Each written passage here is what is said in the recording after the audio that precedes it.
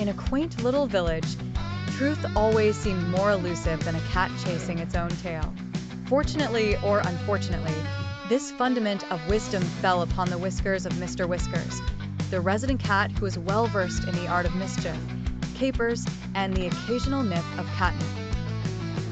One fine moony night, Mr. Whiskers decided that a game of hide-and-seek was in order, but not with any ordinary prey.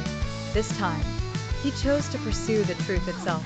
Armed with his furry dexterity and a nose for trouble, he wandered into the mayor's house. The mayor, Mr. Blabbermouth, had a reputation for being as slippery as an eel in olive oil. Thought Mr. Whiskers. We're better to start then with the master of fibs.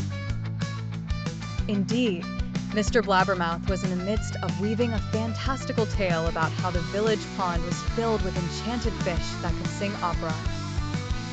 Mr. Whiskers decided to investigate.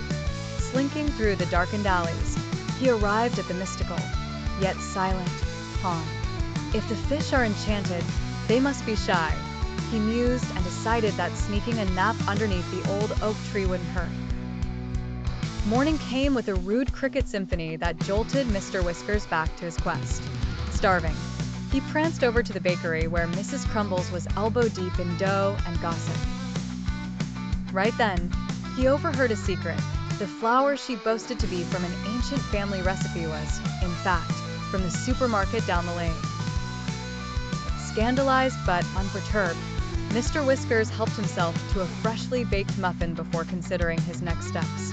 As the week wore on, Mr. Whiskers found himself at Betty's greenhouse, where exotic plants supposedly whispered secrets of the universe. Pompous petunias, haughty heliotropes, and garrulous geraniums, they all hummed of whispered dreams, but none revealed the truth.